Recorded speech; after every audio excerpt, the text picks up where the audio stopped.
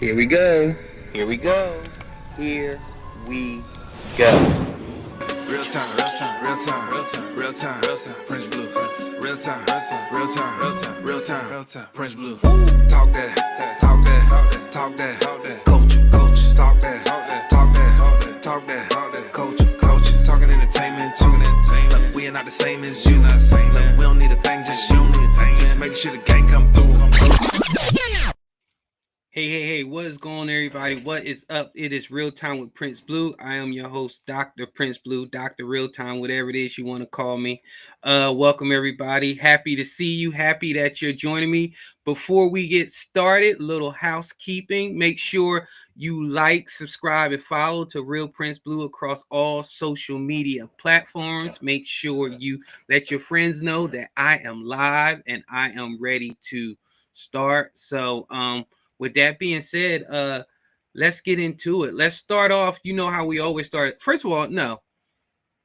Let's start off with how people don't know how to leave shit alone. What am I talking about? I'm talking about you, Restream. What is the purpose of this new format if it's stupid? And it's stupid because I like the old way. Sometimes the old way is good. Maybe that's the conservative in me. Maybe I want to conserve good things. So now I got to figure out a new format. I got to figure out what's a scene, what's not a scene, all this crazy crap. Because you, along with Crackle Barrel, along with everybody else who thinks, oh, let's not leave well enough alone. Let's change things. And now you're in debt. You're $200 million in the hole and you're all this extra stuff. Why? Because you always want to tinker. Tinker. Leave shit alone. Now that I'm done with all that, let's get into our real time recap. I will have drops for all these segments that I'm introducing to you soon. I got good word from my creative director that they will be here, and I can't wait. So with the real time recap, what has been going on this week? Well, like last week, I told y'all, started new job. I am now a college instructor, college professor, whichever way you want to call it. I teach criminal justice, and I will say this: my hashtag is educate, not indoctrinate. And let me tell you something. No matter what you may think or what you trying to say, I know it's vogue to hate on college and say people get basket weaving and stuff like that. Let me tell you something. There is still people out there that want to learn. They are sponges. They want information and they want to be able to take that information and critically think for themselves. And I am proof of that to tell you that there are people. I have students that they are so excited. Like I started my lecture and then the weirdest thing happened. They were listening. They weren't in their phones. They were if they were on their laptops, they were taking notes. One person even asked me, Dr. Blue, can we take notes? I said, you absolutely can take notes. It depends on what type of learner you are. Some people, I was always an auditory learner. If I hear it, then I'm good versus writing notes down and stuff like that. But they were listening, they were engaged, and then after class, they were asking me questions. That's when you know it's working. And I told them from day one, I said, it doesn't matter what Dr. Blue thinks. It doesn't matter what Dr. Umar thinks. It doesn't matter what anybody else thinks. It matters if you are able to critically think yourself. I'm not going to tell you what to do, but I am going to give you the information to be able to critically think on your own. And they accepted that. They were okay with that. And I'm okay with that.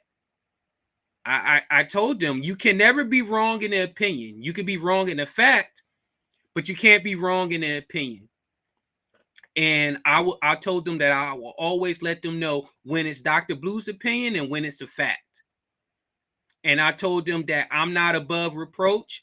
If you think something is wrong, something doesn't sound right, let's talk it out, and then we will each learn together. So that's the real-time recap on that. And also a real-time recap is never give up. I'm teaching people that is older than me that for multitude of reasons, whether it be they want the knowledge, they want more pay at their job, whatever it is, they want to learn. They are seeking more education. And I can't fault nobody in doing that. And these are people that, you know, all they had was a high school diploma. They weren't the strongest students. They weren't the strongest they wasn't the strongest in a lot of things. But they decided that they want to try, they want to reach out, and then they want to get the information. So that's I mean, I could spend all day talking about that, but that was the best thing about that was the real-time recap about that. Now let's get into it. Let's talk about what this episode is about. If you saw the thumbnail, this is a Denzel Washington episode. Why? Because last week Denzel Washington, he was going viral with everything that he was talking about, from cancel culture to talent to new entertainers. But people was acting like this was something new. People was like, Uncle Denzel got older, and now he's telling it like it is. Denzel Washington has always been telling it like it is. You just haven't been listening. He's always said what he felt, and what he felt about the culture, what he felt about entertainment, what he felt about fatherhood, what he felt about masculinity. He has always spoken about that. And I've always made it I've made no apologies that Denzel Washington is somebody that I truly look up to, in the way he carries himself, the way he carries himself about his faith, the way he carries himself about his wife, the way he carries himself about his family, the way he just talks of values. And in my opinion, he has walked it. Like, I haven't heard a bad thing about Denzel Washington in his over, what's this going to be, 30, maybe 40 years in the entertainment industry. Name something bad you've heard about Denzel. I'll wait. No co-workers, no grips, no nothing, no associate producers, executive producers. Nobody has ever had an issue with Denzel Washington. He recently just started doing sequels, and that would be the Equalizer. He's always been a person that he just doesn't do sequels, but the Equalizer was so it performed so well, and it was so well received. Denzel was like, well, if the people really want it, then I'll keep doing them as long as I can do them. That's Denzel Washington. But he went viral this week about his whole perspective on cancel culture. And I think he was spot on with it. Let's take a listen. Those who can do. Those who can't talk about those who can. Yeah. Not it. That wasn't it. That was the wrong one. My bad, y'all. I hit the wrong one.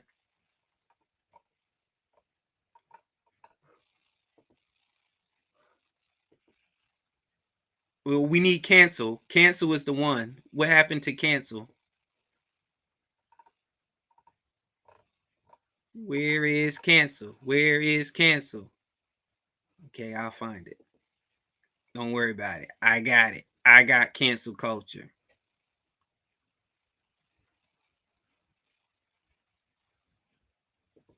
Here's cancel culture. I didn't grow up like your generation is growing. No, that's not it either. See, this new format is killing me. This new format is killing me. Where is cancel culture? Do you guys consider being quote unquote canceled? What does that mean, being canceled? It means you lose public support. Who cares? What made public support so important to begin with? I guess because followers now are currency. I don't care who's following. Okay? You can't lead and follow at the same time, and you can't follow and lead at the same time. I don't follow anybody. I follow the heavenly spirit. I follow God. Amen. I don't follow man. I have faith in God. I have hope in man. But look around. It ain't working out so well. Yeah. Forget being followed. You can't be canceled if you haven't signed up. Don't sign up. Don't get me started. My chest starting to hurt. You know, chest getting tight. Talking about it. I could care less. There it is. You can care. He can care less. You can't be canceled if you haven't signed up. Pretty much what Denzel was saying is, I ain't signed up to be worried about what y'all think and what y'all gonna cancel me on. I signed up to be an entertainer. I signed up to be an actor. I subscribe to a higher power. Be careful, Denzel. You know you can't mention God and faith these days because people will call you out on it. You're not supposed to follow faith or follow God or mention God these days. But Denzel is absolutely correct. He is absolutely correct. Why are we so worried about cancel culture? And what is cancel culture? Why do people hate on your opinions? Even if you have the most disgusting opinions on earth, they're your opinions. I'm not going to call your job. You know how many people have said disgusting things to me online? Not once have I said, oh my God, let me look them up. Okay, they have their job in their profile. Let me call their job. Jobs are tired of that, right?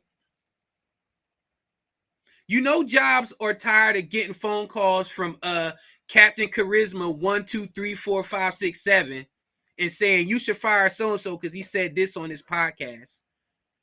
Nobody cares.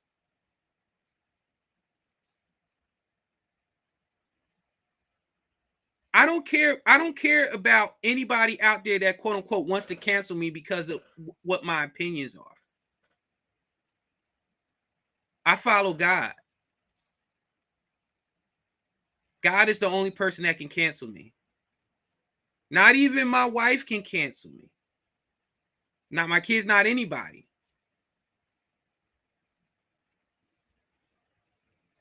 But people that know you, people that love you, people that care about you, and people that know your heart and know where you're coming from, they don't want you canceled. They listen to your opinion and they're going to agree or they're going to disagree. I can care less who cancels me. And I'm not canceled. Real Time Prince Blue has been going since 2021. No, it ain't this big mega conglomerate super podcast with 80,000 people and people throwing all types of money to me on my Cash App and no stuff like that. No. But there's people consistently that rock with me. That is it's power in that.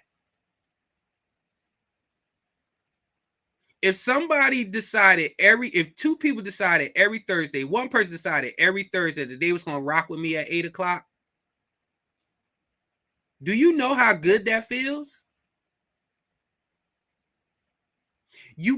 People keep worrying about, it's like when you post something and all the comments are great and then you only respond to the bad comments. And then what normally happens? Somebody says, hey man, it's 80,000 of us in here giving you props and you're only concerned with that one person that says something bad. That's a sickness.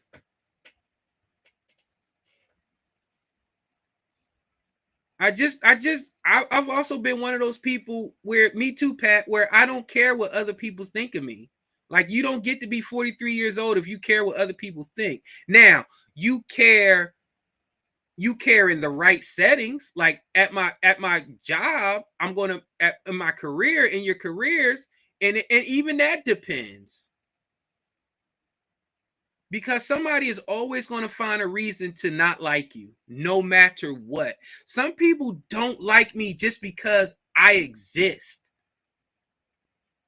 You can't do nothing about that. Some people don't like me because some people hate on me because I was retired. Some people hated on me because I was able to just sit home and just be a stay-at-home dad. Some people hated me because I was able to get my doctorate. Some people hate me because I smile. Some people hate me because I laugh. Some people hate the sound of my voice. People are going to hate you for whatever reason. They're going to find a reason to cancel you. And miserable people hate happiness. It's like kryptonite to them. And Denzel was absolutely spot on. When you get to be Denzel's age and when you have the type of success that he's had in that industry, and to not have one person say anything bad about him, that speaks to his character. That speaks to how he lives his life. And that speaks to him not being phony, because a lot of times when people talk like that and they're not like that behind the scenes, what do you get? You slowly get people saying, hey, watch out for him. Watch out for her. She's not like that in real life. He's not like that in real life. Denzel, he talks that walk. He walks that talk. So it's all good with that one. So now I also want to talk about Denzel's perspective on haters. Those who can do. Those who can't talk about those who can. Yeah. Now, can you? Or can you not? Or you just want to sit on the sideline to talk about other people? Or can you step up? This one is perfect. This one is so perfect because I'm just going to use me, AJ, and Inked wherever she is. She's living her best life. And people hate her for that. People hate AJ because he's unapologetically him. He's going to say what he's going to say what he means. He's going to mean what he say. People going to hate on me because I'm a black conservative, or I'm a black Republican, or I'm just plain old black, or whatever it is, case may be. And they're going to talk about you. Like, the first thing that people want to do when they got a problem with me, they go to YouTube and they say, I'm not about to argue with somebody who only has 236 subscribers. Well, that's more than what you have. And it maybe not be more than you have, but it's still 236 subscribers. And they're mine. These are people that rock with me. And if you're tired of people saying that you only have 236 subscribers, y'all know what to do.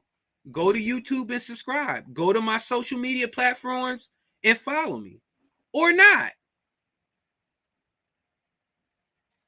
And that's okay. But if I notice the common denominator with haters is they don't never have anything going for them. Or if they do, it's not better than what you got going on. We got to stop this thing where people, you know that old adage when people be like, you're no better than nobody else, you're the same. That's not true. We are not the same. I am not the same as some of you. That's just point blank, period. And I'm going to walk in that. I'm not going to dim my light because you decided to quit. You decided not to pursue more education. You decided not to be a better father. You decided not to be a better husband. You decided to stay fat. You decided to stay obese. You don't like to go to the gym. Why is that my problem? Instead of being mad and hating on me or hating on other people because they're doing something that you're not, find out what the blueprint is. Ask them a question. Hey, Blue, how did you go from 305 to 250? How did you go from 305 to 210, actually? 209 as of this morning.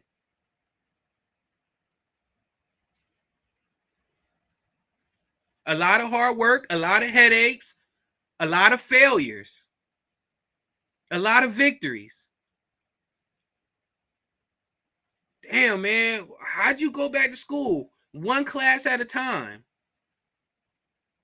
Started with a high school diploma and then just started taking more classes. One class at a time. One assignment at a time. Chip away.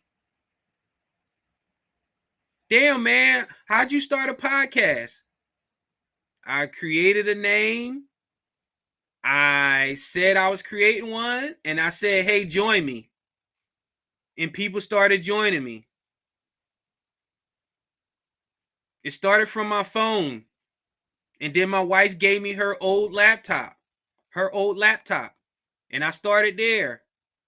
You don't need a lot. You don't need all these microphones and cameras and lights and all that stuff. Just have a day one. As my homie AJ always say, have a day one. And then do a day two, then a day three, and be consistent. And now I'm here. Simple. But the bottom line is Denzel was so right. Those who can do, those who can't complain, or those who won't, who refuse to try. Even if you start a podcast and it stinks, or you think it stinks, and you got 3 people in there, that's still 3 people in there rocking with you. That's 3 people that said, hey, you know, I'm going to spend my time with so-and-so. Point blank, period. Now, another thing that Denzel has been very deep on, pause, is fatherless homes. Denzel is very, very meticulous about him having a father in the home and how his father stirred him in the right direction. And he always talks about the 3 friends that he had that went out and they had a lot of trouble. And they got into a lot of trouble. And the only difference is Denzel had a father that didn't let him go deep into the rabbit hole and get into the amounts of trouble that his friends had. So let's listen to Denzel talk about fatherless homes. Issues around the legal system. Do you think we've made any headway in the I legal think it's more important to make headway in our own house. By the time the system comes into play, the damage is done. They're not locking up 7-year-olds. Yeah. You know, I was in Chicago a couple of 3-4 weeks ago, and we saw these little kids on bikes with masks on the side of their head, like 5 or 6 of them. And the driver said, yeah, they're little yummies. I said, who? He said, little yummies. Look up, Google Lil Yummy. Lil Yummy was an 11-year-old murderer. Wow. And you look at his picture, you'll see the headshot of him, and he's like this. And he got murdered at 11 by a 14-year-old. Wow. Who's doing life now, and a 16-year-old. That makes no sense. You blame the system? Where was his father? Yeah. It starts in the house. It starts in the home. And yeah, well, my father got locked up. Well, where was his father? Yeah. You know, like I did talk about my 3 closest friends, and they did, 15 to 25. One did 28, this and that. I was the only one of the 3 that had a father in my life, even though my parents were together. But I still had a father who was a gentle man and a good example. Yeah. And they didn't. We can blame the system if we want, but they didn't lock any of us up at 7. Yeah. We were all doing enough to get locked up. At 13, my parents sent me in another direction. They didn't have anybody to help them, and they kept doing what they was doing. And he's spot on. What did Denzel say then? Roman J. Israel Esquire, that came out about 5 years ago. Did he lie? It starts in the home. How you behave out here is a representation of how you grew up. Somewhere, somehow. How you talk, how you think, how you act, how you view certain things in the world, that was taught to you. It starts in the home. My father, the way I am with my children is how my father raised me. How I believe that kids should have anything and everything they need to succeed. I got that from my father. The hustler's mentality, like you would never catch me saying, oh man, there ain't no jobs out here. I would have 5, 6, 7, 8 jobs to make it work. That was my father growing up. My father used to tell me my father told me he'll get me out of jail for anything. One thing he'll never get me out of jail for is failure to pay child support. My dad just believed that as a man, as a father, you are supposed to take care of your children. And we don't have that now. We got a system that tells fathers that if they don't pay a certain amount, they don't have money, they can't even be in their children's lives. Why is that? That's why I tell fathers all the time who talk about how much they pay in child support and everything that I'll tell them all the time. Your problem is you're fighting the amount.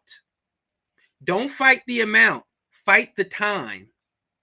The more you have your child, the more the less the court system is going to think that other household needs your money. If you get your child once every 6 months, what do you think the court is going to say? Well, somebody got to clothe and feed and bathe and do the day-to-day, so you got to pay. But if you get your child every weekend, if you get your child 3 days out of the week, if you co-parent, that's going to help with that amount. I can't stand when guys complain about the amount and they only see their kid once a month or once a year or twice a year. Damn right you're going to pay out the ass. But also, let's flip it to these moms. Don't bring your broke ass around here if you ain't got no money, blah, blah. What does having money have to do with spending time with your child? Making sure your child doesn't become an NFL cheerleader out here sashaying. Or your child isn't out here in white underwear and cowboy boots because the entertainment industry done ate them up and spit them out. That's where fathers come in at. Stop making fathers feel like because they're not getting your nails done or buying all the latest Jordans and all that stuff, they don't have any value to their children, because you are wrong.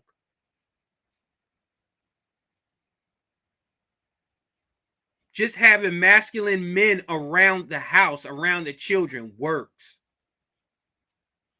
And you're going to see why it works later on in one of the clips I'm going to show.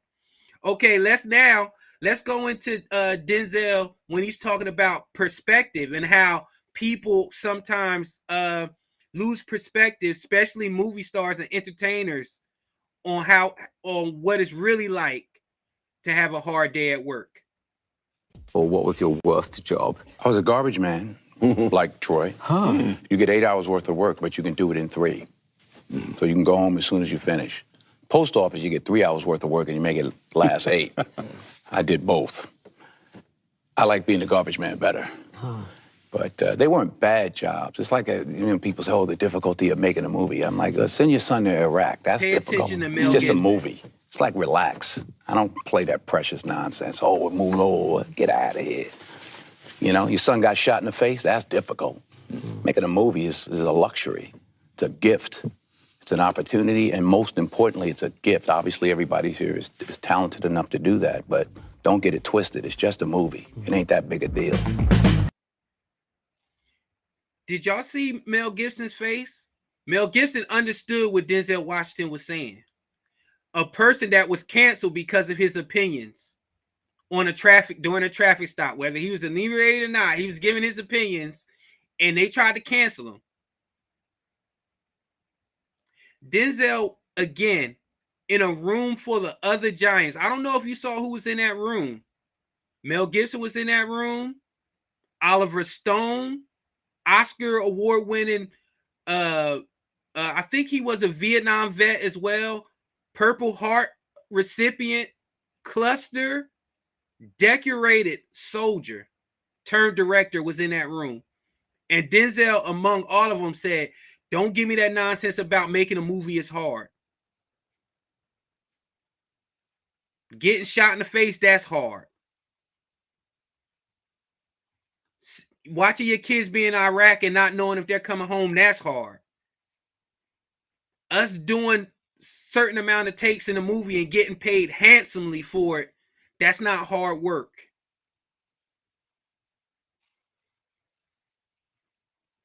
And that's what a person of, again, that's a person of Denzel's faith, his responsibilities as a man, as a father, as a man of God, and his reputation in the industry. That's why it carries weight. That's why nobody pushed back. Nobody said, hold on, Denzel, because they knew this man he's telling you the truth. We often lose perspective. AJ played a video on the Rand Experience. Make sure you check out the Rand Experience every Monday. He played a video where there was a mother and she gave a bike to her blind daughter, and they were in a baseball field. And her daughter got on a bike, and her mom was making her follow the sound of her voice. And she was like, "I'll tell you when to turn. Keep driving." This daughter was so happy. When I tell you she was happy, I mean beyond happy. That she was riding a bike. She didn't care that she was blind. She didn't care about any of that. All she knew was she was riding a bike. Perspective, people. I know we sometimes get lost in what we have, what we don't have, and what's unfair. But sometimes we got to take a step back and put that all into perspective. Like me, sometimes I complain, but then I realize I've had a blessed life, and I continue to get blessings that I don't deserve, that I have no business complaining. Like when I started off the show complaining about the platform being changed, I still have the platform. I have somebody that's funding this platform. Love her a lot. There's still 32 people in here watching me, and there's going to be people that's going to be watching this after this live taping is done. So what am I complaining about? Maybe I should have showed up a little bit earlier and got it together. Maybe I should practice a little bit more with the new platform.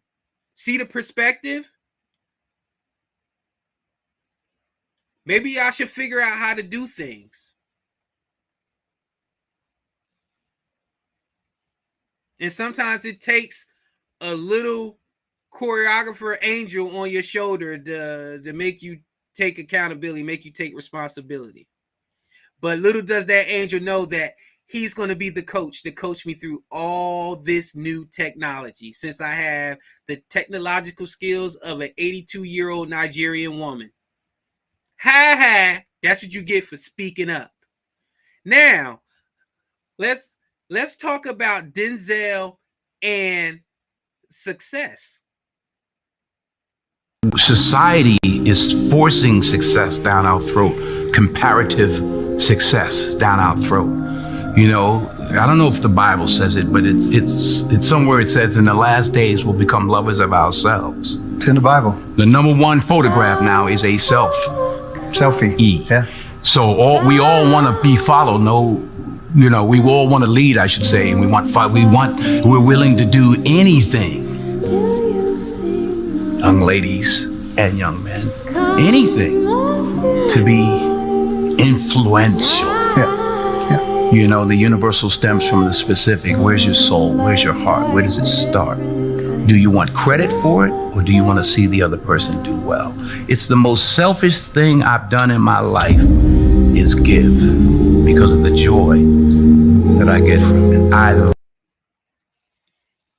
And he's telling the truth with the most selfless thing he does is give.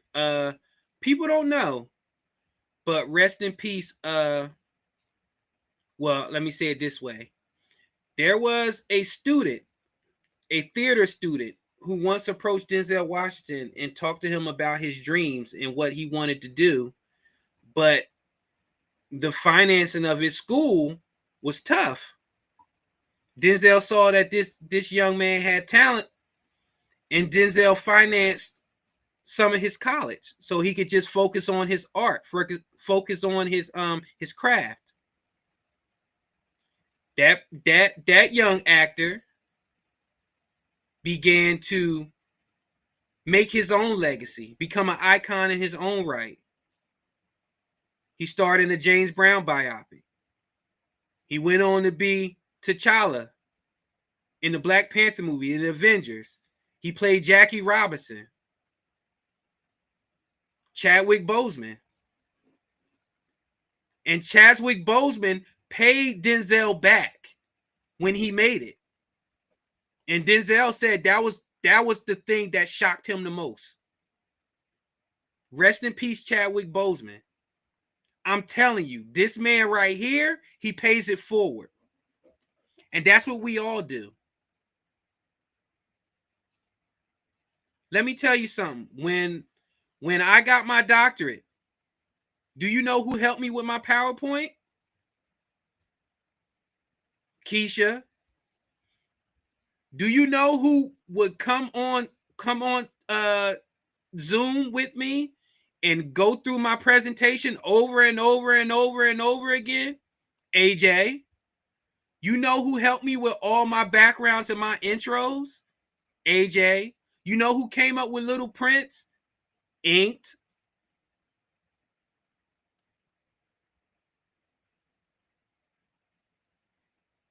Paying it forward. We all help each other. And we all want each other to succeed, and there's not a jealous bone in our bodies. When AJ does well, Prince does well, Ink does well, vice versa. Just pick a person. Nobody wants to see AJ succeed more than me and Keisha. I promise you. Maybe you know, people personal in AJ's life that he can name, but y'all seen it. Like when we're on social media, when we're somewhere and somebody comes at our brother, we don't even let him defend himself. We be like, shut up, we got it. Same way, if somebody says something about me, somebody says something about each, you see us in the comments. We don't play. And we pay it forward. AJ is talented at what he does. He pays it forward. Ink is talented at what she does, and she pays it forward. Apparently, I'm gonna pull back the curtain. I had a moment when I was just sitting around and I was looking at people and I was like, what is my talent? He just has a talent. Keisha has a talent. Other people have talents. What is my talent? And I text them. I was like, hey, y'all, what's my talent? Let me tell you something. I annoyed the hell out of Keisha. She got legitimately mad at me. Like, are we having this conversation right now? And they had a talk with me, and it put things into perspective for me. They saw that their brother was having a moment. And they was like, this guy. Like, would you take a pill and go to sleep? That is correct. Annoying Keisha is not hard at all. That is true. So, but yeah, paying it forward, selfless, selfies. I need followers. Follow. Now, don't get me granted. If you're in the business where your following is revenue, I get it. But what Denzel also said was the things that people are willing to do it to get it. Mukbangs, OF, using your children, these dumb skits that nobody believes that Tubi can create a better skit than what these people are creating and calling it reality. The things that people are willing to do for fame now is crazy. And Denzel, bringing it back home to the last thing, what Denzel is speaking on is talent. I just spoke on talent. That's a perfect segue into what is talent now? What is talent according to Denzel? I didn't grow up like your generation is growing up, where a zillion people are watching you all the time and you're looking to be followed all the time. And, you know, you actually had to be good at what you did. Yeah, when I was young. I'm not talking about you specifically, but you don't have to be good now. You just have to be eccentric. You just have to do something stupid. You just have to get people to follow you, you know. And the thing about following is you got to have something when they get there, you know. And in my day, you had to have something before they got there. So you actually had to be good, not followed.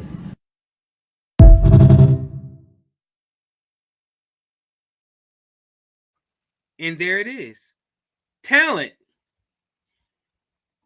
Why do you think the BET Awards said we're gonna postpone the BET Awards? We're not going to do anymore for the foreseeable future. You know why? There is a lack of talent in the industry. The last couple of BET Awards was filled with social media influencers calling it talent. Songs now are 2 minutes and 36 seconds. Back in the day, songs were 5 to 6 minutes. It had a beginning, a bridge, an end. Songs don't even have bridges anymore. They get right to it.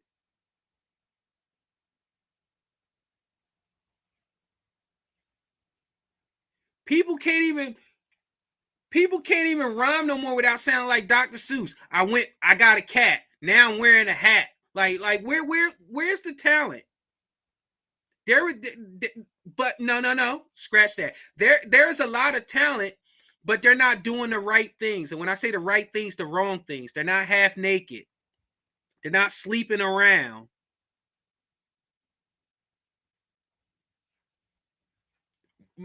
Everything has been dumbed down now for us.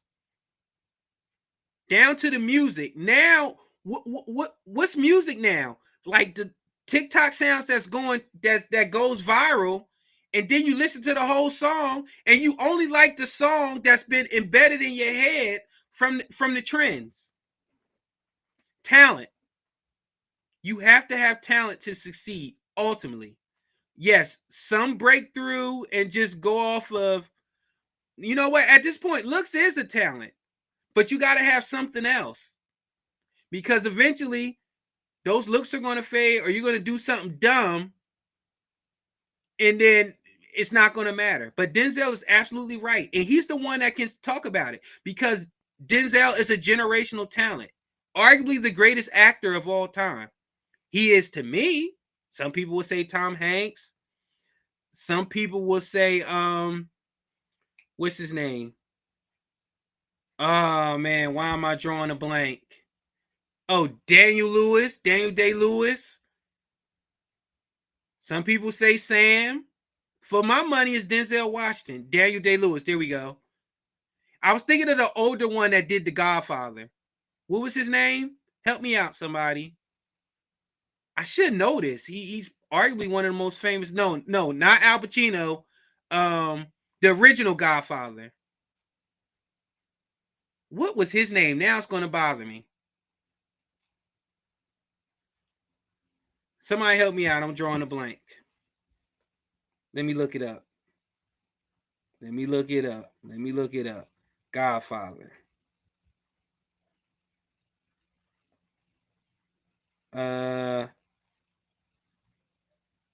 What is his name? I hate this. Marlon Brando. There we go. Thank you, Jay Lee. Thank you, AJ. Marlon Brando. Some people say that. For my money, is Denzel Washington. And he too can speak on talent. So those are just clips throughout the years that I found from Denzel, and I hope that they do you some good. He has a lot of them out there, but these are the ones that resonate with me the most. And we're going to take a quick break, and then when I come back, we're going to go with exactly what Denzel is talking about, the antithesis of talent, success, perspective, fatherless homes, and haters. We'll be back after this first commercial.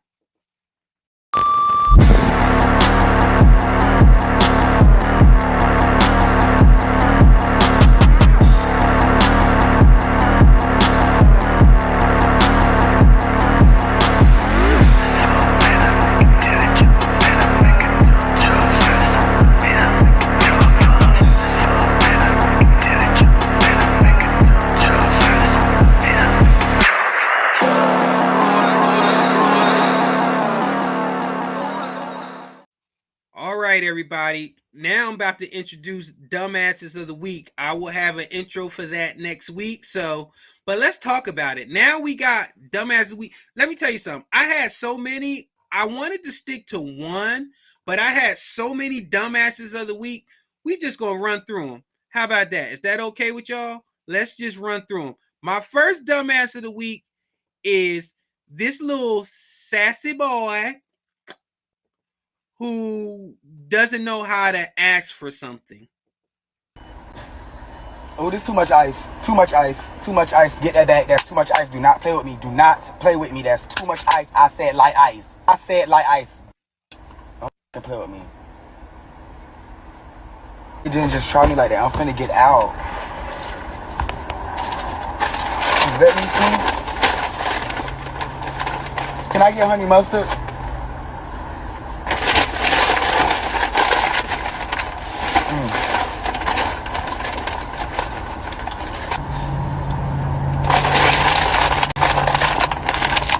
Much better, guys. That's what I'm talking about. That's what I'm talking about. You must. I got it from here. 6'7".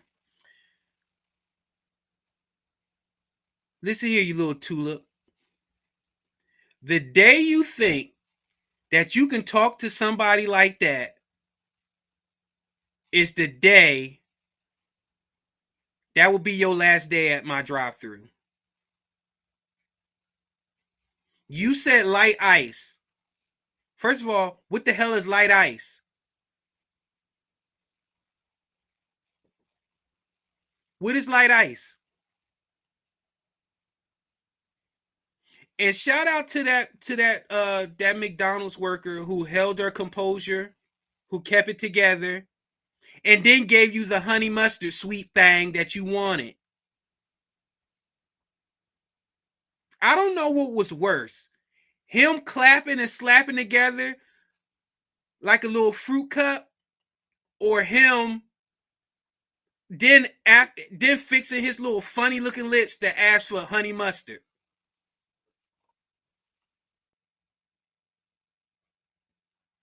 Why do we think that we could talk to fast food workers this way? Why do we think we could talk to restaurant workers this way? My dad told me never piss 3 people off: your mechanic, your doctor, and people that handle your food. I used to work in fast food. You don't want to piss off people in fast food. You're depending on them to do the right thing, like use gloves, like not drop hamburgers in the back of the grill and then put it on the grill, not play hockey and use hamburgers as hockey pucks on the floor and then serve it to you. You don't want to piss off people in fast food. And this is the fatigue we're talking about. And you know what? A lot of people in the community went after this and said, this is what we're tired of. We want to go back to where it wasn't about us being seen. It wasn't about I.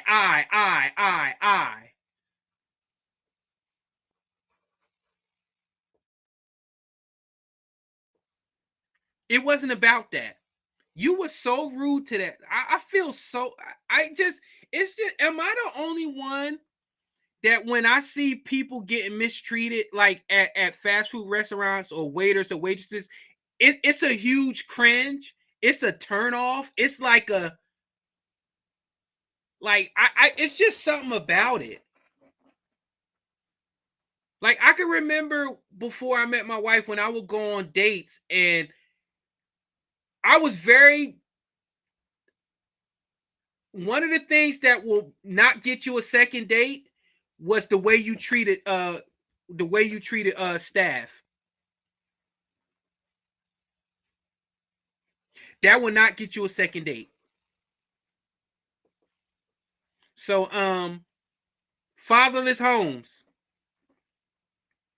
because he should have been hung upside down a few times acting like that. That ain't nothing but feminine energy. The slapping, the clapping, the crooked wrist. And why are you taping yourself at a drive-thru? Why are you taping yourself at a drive-thru? We got another dumbass of the week. Our favorite, everybody's favorite this week, Amanda Seales. The daughter of an immigrant, it is imperative that Black people from other places understand the disparate difference that they exist from Black people in the United States. It is not the same. Period. And ultimately, the best effort that we can do as a diaspora is to lead in understanding, not in judgment. So when I am talking to somebody from Sudan, from the Congo, from Angola, I am listening to understand their experience, not to undermine it. And I refuse to allow anybody from Grenada, from Angola, from any other place to come and try to. Grenada like your mama?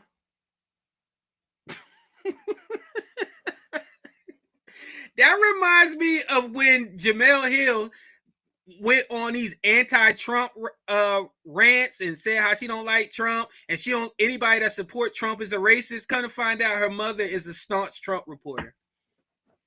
Jemele Hill's mom supports Trump. She's a registered Republican. She's been voting Republican since the 80s. These people be loud and wrong. Amanda Seales, you are loud, you are wrong, and you are dry. And those conservatives that showed up there, you totally dropped the ball. I don't care if she had a 9'8" black gorilla bodyguard, which she technically did have. He was a big old gorilla. What you gonna do, Ike? What you gonna do, Ike? What you gonna do to me? What you gonna do, Ike? We here to have a conversation, but come to find out, excuse me, thanks to certain other people that were there, you had a list of rules. You were acting like a diva. If anybody gave you major pushback, you would talk about how you don't know how long you're gonna make it. You might leave and all this stuff. You know what? People like that, she just showed you who she are. She's not the intellectual you think she is. She's surface level smart.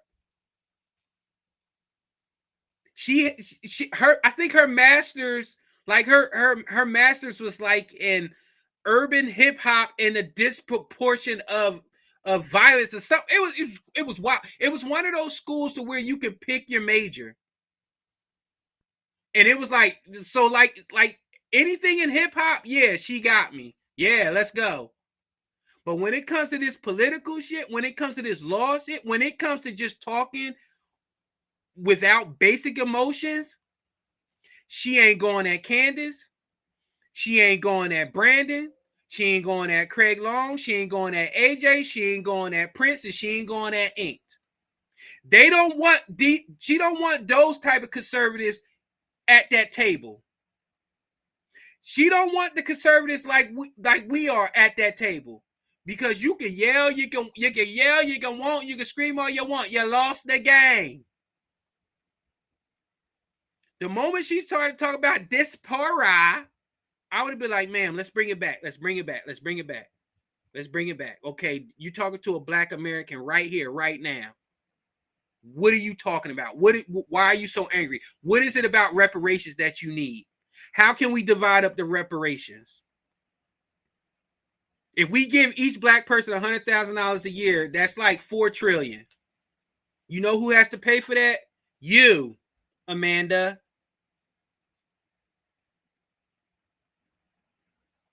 But you get on here, you're loud, you're a bully, and nobody ever pushes back on it. And the one time they did push back on it, you tried to claim that you were autistic. Hey, who diagnosed you? Nobody diagnosed me. I self-diagnosed myself.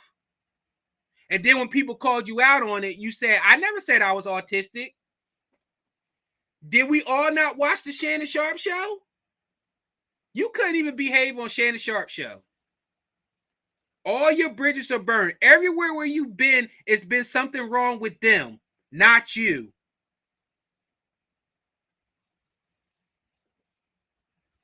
Dumbass. I feel like you could be a permanent dumbass of the week on this show. Huh. Perfect segue to this dumbass, Jasmine Crockett. I talk to black folk all the time as somebody that's a child of a preacher. Listen, most black people are not Republicans simply because we just is like, y'all racist. I can't hang out with the KKK in them. What? Jasmine, why do you talk that way? There is numerous clips of you, and you don't talk that way before you got this sister girl persona that you think that Democrats and liberal women and some liberal men want to hear. Why do you talk that way? That's really what it is. But when we think about who we are as Black people and we think about where we come from, most Black people have very conservative values, right? But the reality is that, like, we just can't side with, like, the neo-Nazis in them. The neo-Nazis in them. You are a lawyer. You are a congresswoman. What is NIM? Who is NIM? You are sitting in front of educated people on the panel, even though they're liberal and they're grifters, they still have education. Who is NIM? Who is NIM, Jasmine? We not dealing with y'all like that, right? I talk to Black. You see how the message she doesn't even have a message. The message and the messenger are both bad. And who is we? Who is we? You make it seem like being a Black conservative is like this, like, persona non grata. It's like this secret cult, secret society that nobody wants to claim. The right people claim it.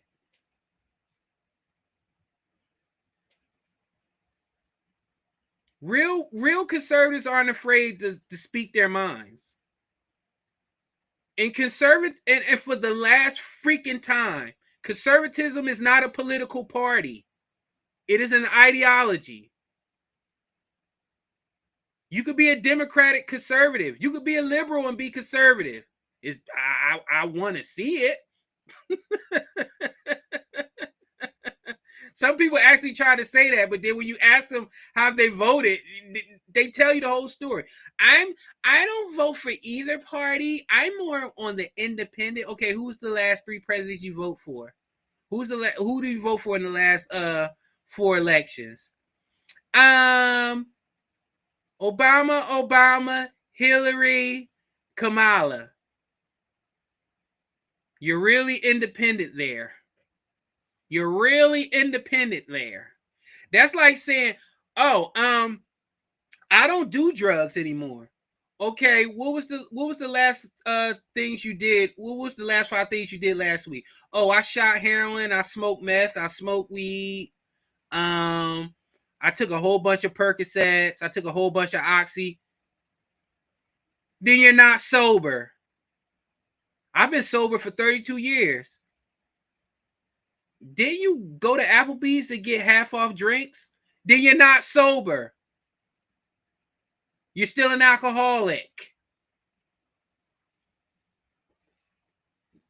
Permanent dumbasses. I feel like they could be in a dumbass hall of fame. My last one is the descendant of Light Ice. I said Light Ice. I said Light Ice. I said Light Ice.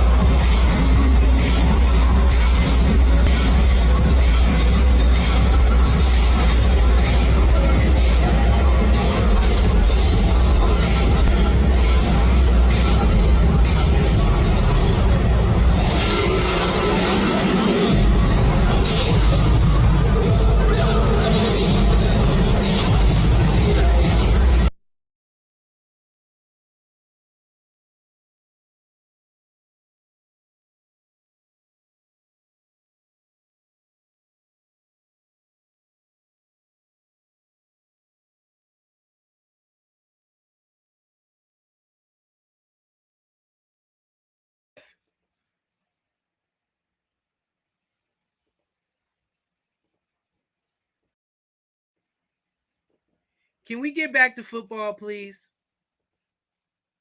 Why was he so stiff? Pause. I shouldn't have asked that. I'm going to clip that. We don't want it. I don't want it. I don't want male cheerleaders. I don't want I don't want women cheerleaders. I want football. I have not once said, "Oh man, I wonder what the cheerleaders are going to do during the game." Man, did you see the cheerleaders during the halftime show? Oh man. No, I'm either finding out how I could get this dub, or is my team going to show up in the second half? That's all I care about. This phenomenon to cater to the 1%, it's wild to me. Yeah, you're phobic. No, that's not what I want. I'm a consumer. Don't I have the right to say I don't want something? I'm a consumer. Isn't part of being a consumer? Isn't part of being a business? Is research and development, polling your not that polling, but polling your I was about to say polling your staff, polling the people, polling your consumers to see what they want, what they like. And I guarantee you, if you was to really take a vote, more would say no than yes. It'll be a couple that'll be performative, like, I don't see what's wrong with it if they want to do it. Shut up. Football is a violent, gladiator, barbaric sport. Nobody wants to see that. I don't want to see it.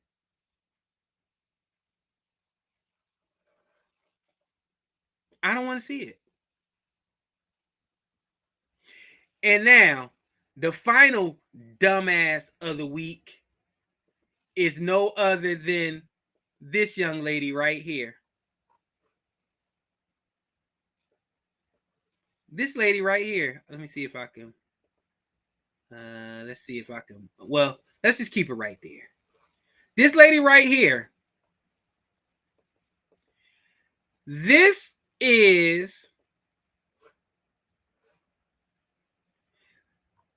This woman right here is Angela Borisova Urmova. She is a 20-year-old woman who was sentenced on Tuesday. She was sentenced in April to 45 days to 23 months in Bucks County Correctional Facility for filing a false police report about an attempted rape and kidnapping in the parking lot of Middletown Township last year. Her lies led to an innocent man being jailed for a month. For a month.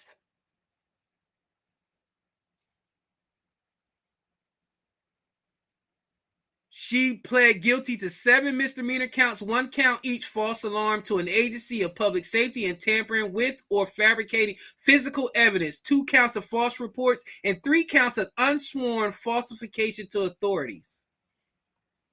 And she was told to pay $3,600 in restitution to the victim.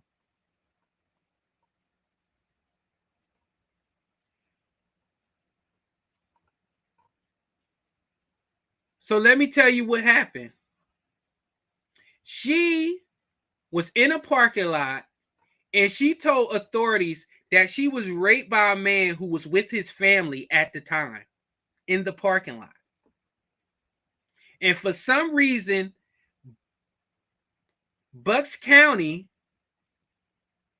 Police Department believed her and arrested that man in front of his family, and he had to stay in jail for over a month until they finally figured out that it was false and the statements didn't add up, the injuries didn't add up, everything was just bad.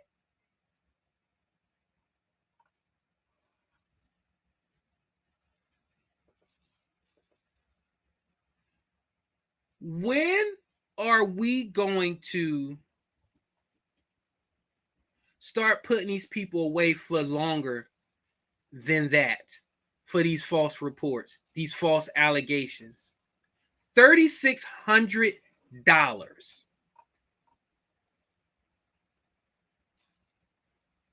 She went to court and she didn't want to give any statement because the case was, the victim did not want to give any statements because he said that the case was still too emotional for him.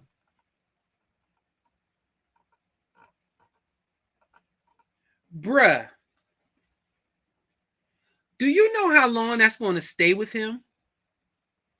That ruined that man's reputation. It took him away from his kids, from his wife. And all her funky little ass got to pay is $3,600 and do 45 days to 23 months. I bet you she won't even do the full 23 months. I bet you she won't. She's in the dumbass Hall of Fame. And Bucks County Police Department, you're in the dumbass Hall of Fame. Because how did it get that far that that man was arrested? How?